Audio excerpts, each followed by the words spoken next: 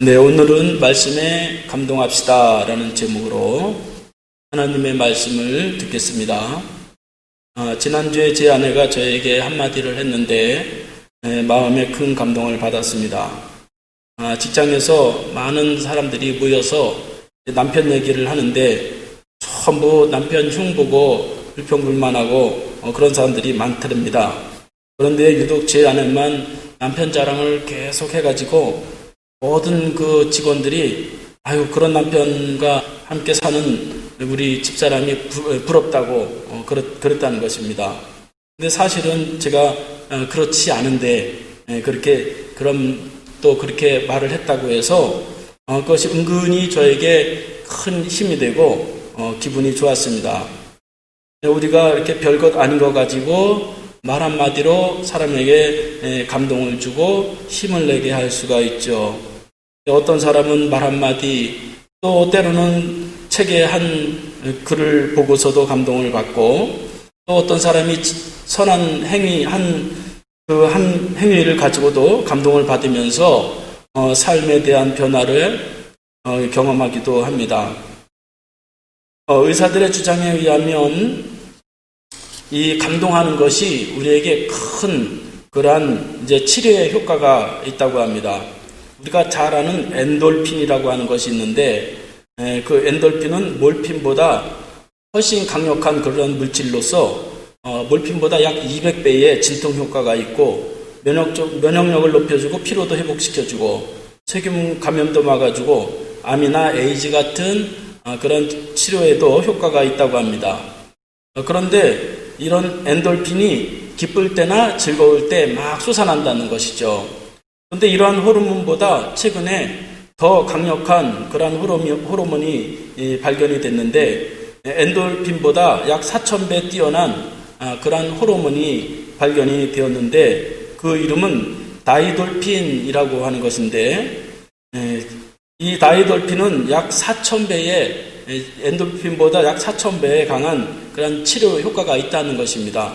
그래서 때로는 단번에 암이 낫기도 하고 또 면역 체계 때문에 이런 코로나와 같은 그런 바이러스도 결코 침투할 수 없는 그런 저항력을 가지고 있다는 그런 연구 결과가 발표되었습니다. 그러니까 이 다이돌핀이 언제 생성이 되느냐? 그것은 감동받을 때에 이 다이돌핀이 생성이 된다는 것입니다. 그 엔돌핀은 막 웃을 때에 막 생성이 되는데 웃을 때보다 감동받을 때에 6배 이상의 그러한 사람의 뇌가 활성화가 되고 건강에 큰 유익을 준다는 것입니다. 이 다이돌핀이 어떤 사람들에게 많이 생성이 되느냐? 대부분 신앙인, 음악가, 때로는 극도의 감동을 받는 연설을 통해서 이런 감동을 받게 되는데 그 다이돌핀을 통해서 때로는 병이 고쳐지고 큰 기적을 경험할 수 있다고 하는 것이지요. 이렇게 우리가 우리의 삶에 있어서 감동한다는 것은 우리에게 큰 유익을 주는 것입니다. 우리가 이 총 많은 것들을 가지고 살아가면서 감동을 잃어버리고 그저 무감각하게 그렇게 살아간다고 하면은 참 삶이 무미건조하고 삶의 힘과 역동성이 떨어진다고 볼 수가 있겠죠.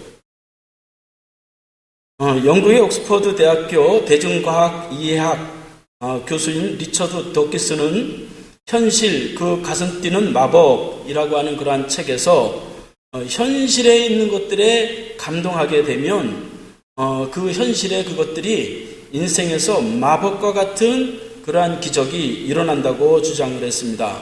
그러니까 감동한다는 것은 그만큼 대단한 힘이 있다는 것이죠.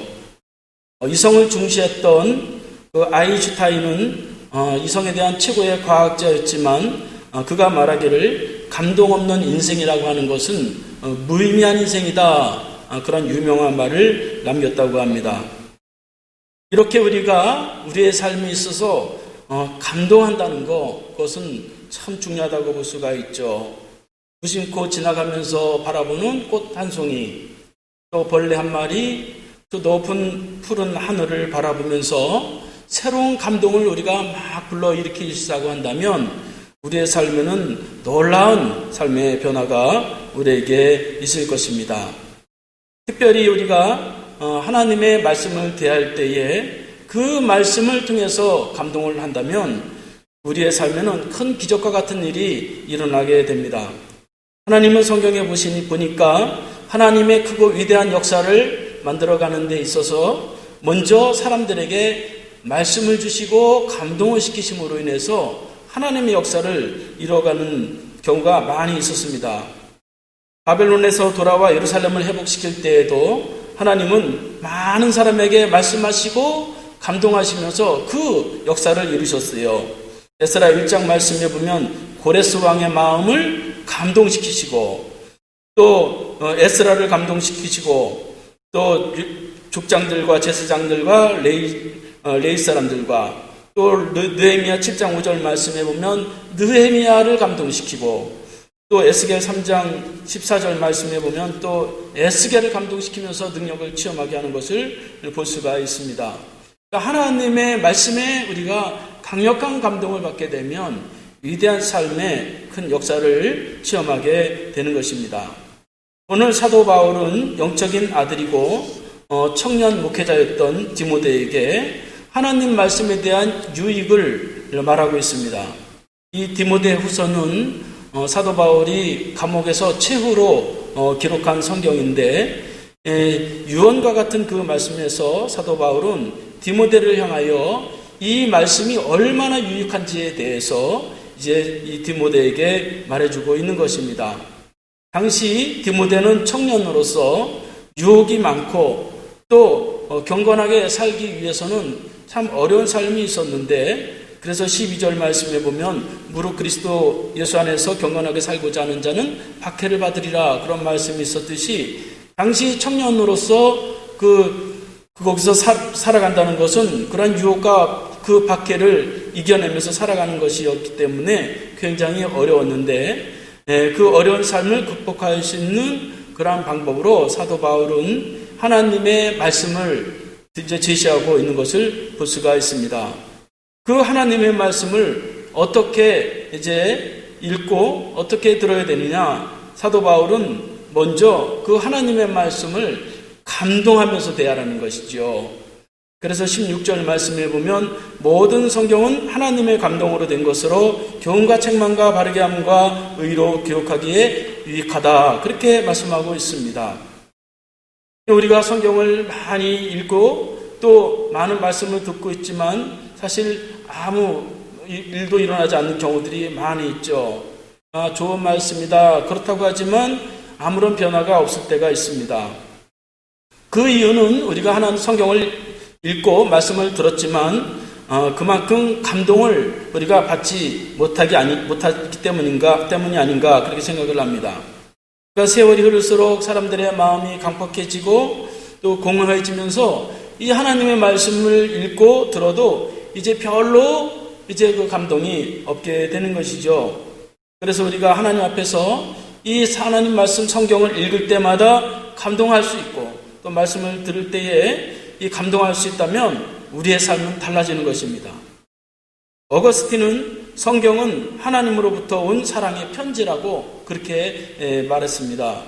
하나님의 말씀을 읽을 때에 그 말씀 한 구절이 나에게 크게 감동으로 다가올 때에 우리의 삶은 놀랍게 변화되게 됩니다. 왜 감동해야 되느냐? 이 성경 말씀이 오늘 말씀해 보니까 이 성경은 하나님의 감동으로 되었다는 것입니다. 그러니까 감동으로 되었으니까 감동으로 읽을 때에 비로소 이 성경에 대한 그런 맛을 볼 수 있게 되는 것이죠. 그래서 베드로후서 1장 21절 말씀에서도 보면 예언은 언제나 사람의 뜻으로 낸 것이 아니요 오직 성령의 감동하심을 받은 사람들이 하나님께 받아 말한 것이니라 그렇게 말씀하고 있습니다. 그러니까 하나님의 말씀을 감동하는 그런 사람을 통해서 이 성경이 기록된 것이죠. 사람이 이 성경을 하나님이 직접 기록한 것은 아니죠.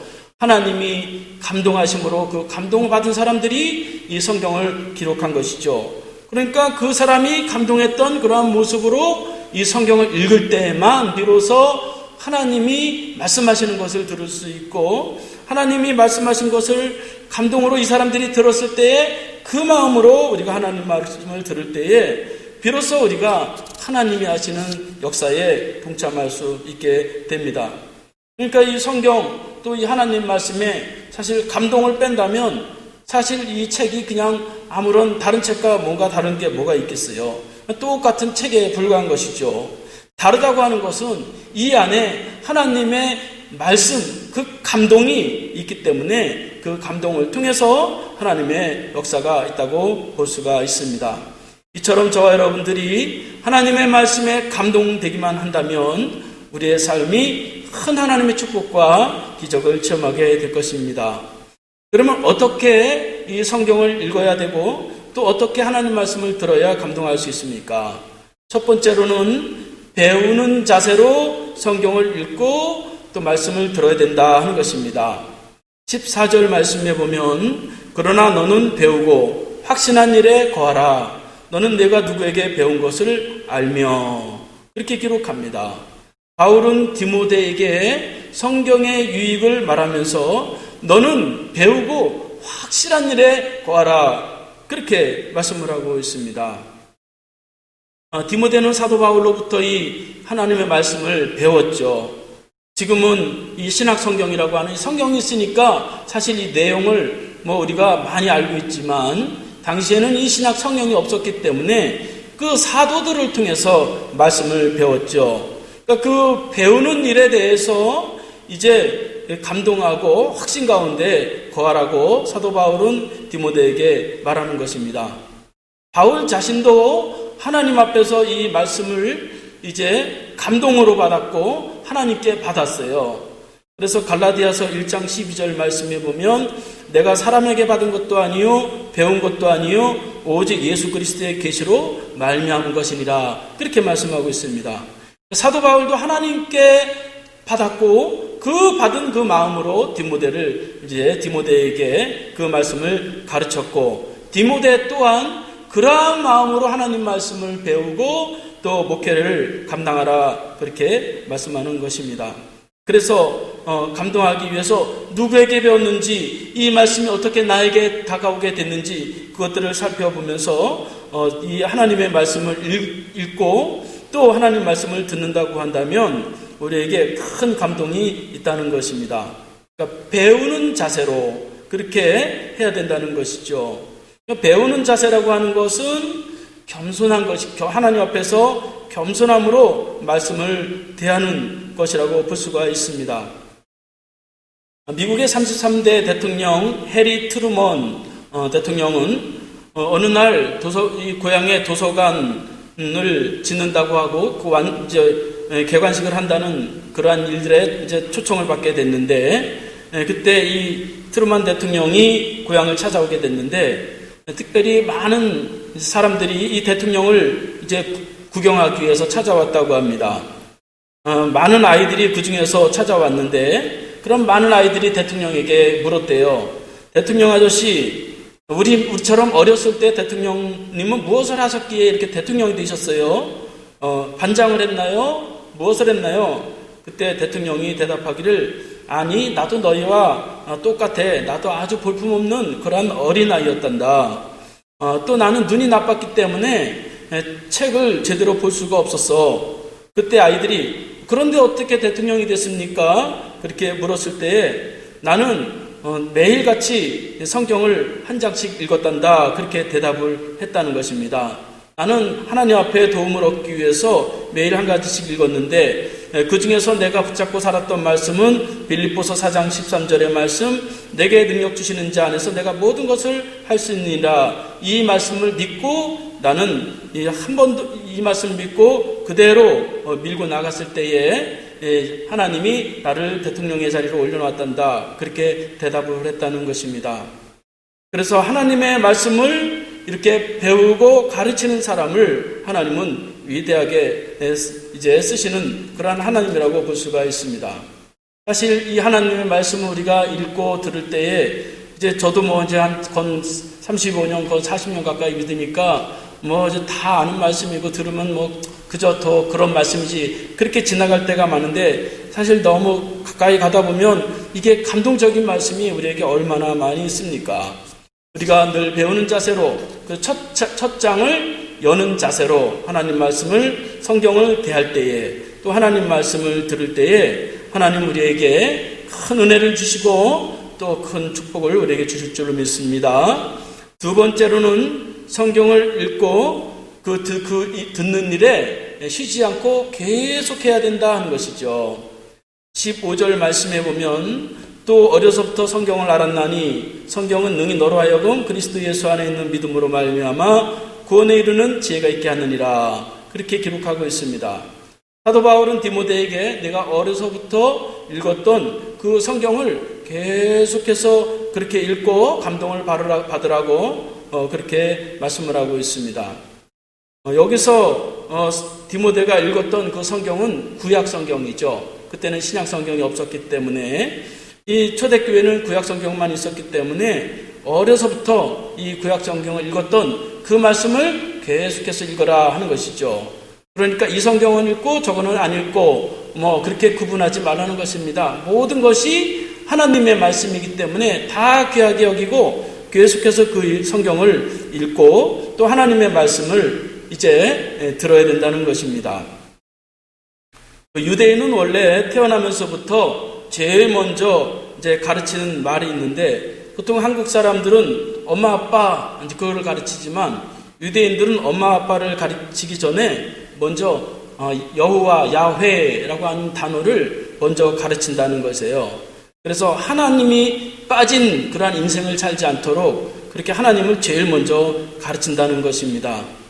하나님의 말씀을 어려서부터 우리들이 많이 읽었는데 그 많이 읽고 알고 있는 그 말씀을 새롭게 우리가 하나님 앞에 감동을 받을 때에 우리에게 큰 은혜가 되고 우리에게 하나님의 역사가 우리에게 있게 된다 하는 것입니다.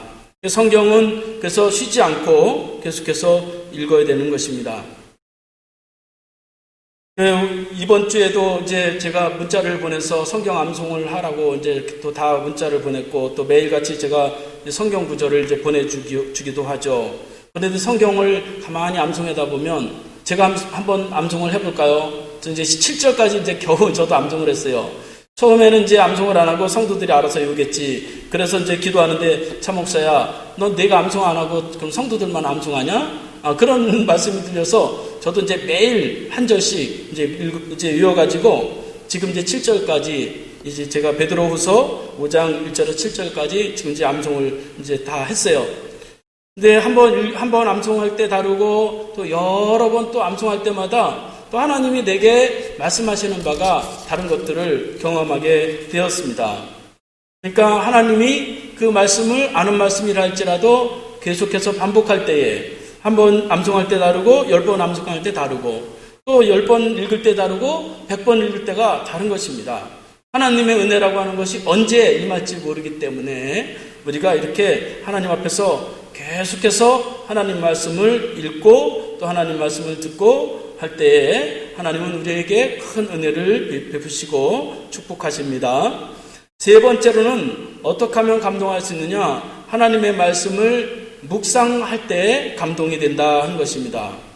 시편 1편 말씀에 보면 복 있는 사람은 여호와의 율법을 즐거워해서 그 율법을 주야로 묵상하는 자로다. 그렇게 기록하고 있습니다. 누가 복된 사람이냐? 하나님의 말씀을 계속해서 생각하고 묵상하고 깊이 있게 그렇게 다룰 때에 그런 사람들에게 하나님의 축복이 있다는 것을 말씀하고 있습니다. 그래서 저도 계속해서 이제 하나님 말씀을 묵상을 하고 있어요. 기도를 시작할 때 제가 이제 보통 2시에서 3시까지 이제 매일 그렇게 기도하게 되는데 제일 먼저 하는 게 이제 하나님 말씀을 계속해서 깊이 한번 이제 암송을 하면서 계속해서 생각하고 묵상을 하게 됩니다. 그러면 막 새로운 것들이 깨달아지고 하나님이 저에게 막 은혜 주시고 힘 주시는 것들을 경험하게 됩니다. 이렇게 우리가 하나님 말씀을 이제 묵상할 때에 감동이 있게 됩니다. 이렇게 하나님 말씀에 우리가 감동이 되면 우리에게는 어떤 유익이 있느냐? 그것은 하나님이 나를 온전하게 하시고 선한 일을 할 수 있는 능력을 우리에게 주신다는 것입니다. 17절 말씀에 보면 이는 하나님의 사람으로 온전하게 하며 모든 선한 일을 행할 능력을 갖추게 하려 함이니라. 그렇게 기록하고 있습니다.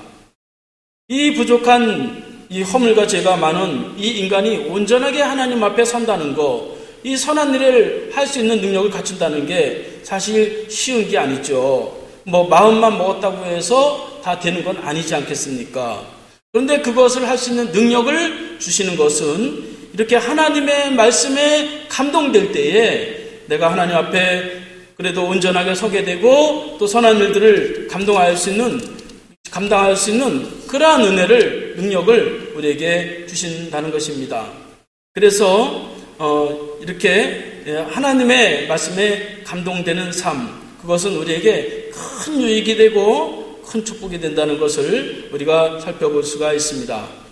존 메이커라고 하는 미국의 백화점 그 왕은 이제 그가 어린 시절부터 굉장히 어렵게 그렇게 살았는데, 그가 이제 그렇게 백화점 왕이 될 수 있는 것은 이제 그가 그렇게 가난한 가운데서도 하나님의 말씀을 귀하게 여겼다는 것입니다.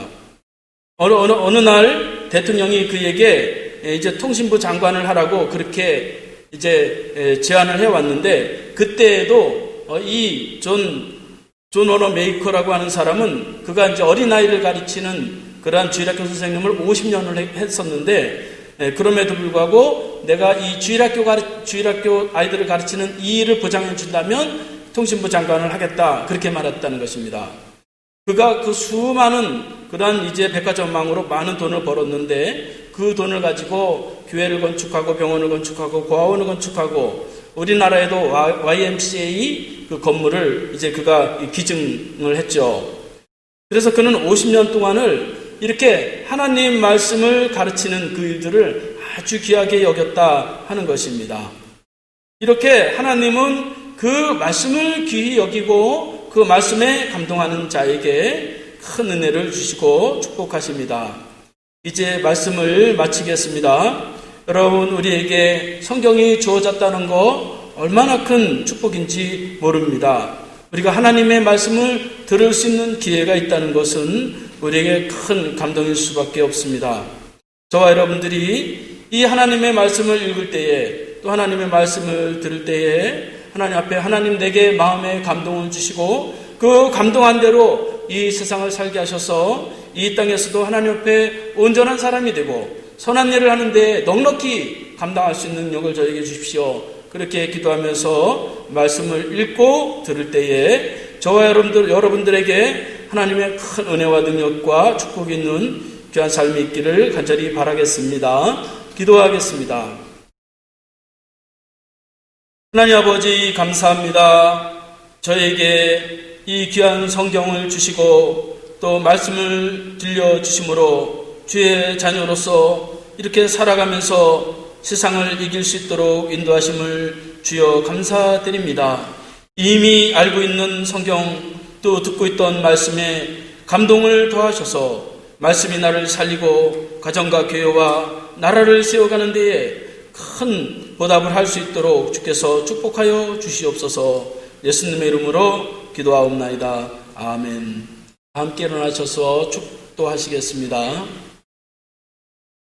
이제는 이 땅에 말씀으로 오셔서 몸소 그 몸으로 하나님의 뜻을 실천하신 예수 그리스도의 은혜와 성경을 주시고 시시때때로 말씀을 보내셔서 축복과 구원의 길로 인도하시는 하나님 아버지의 사랑하심과 말씀을 읽을 때에, 말씀을 들을 때에 마음의 감동으로 임하시는 성령님의 은혜,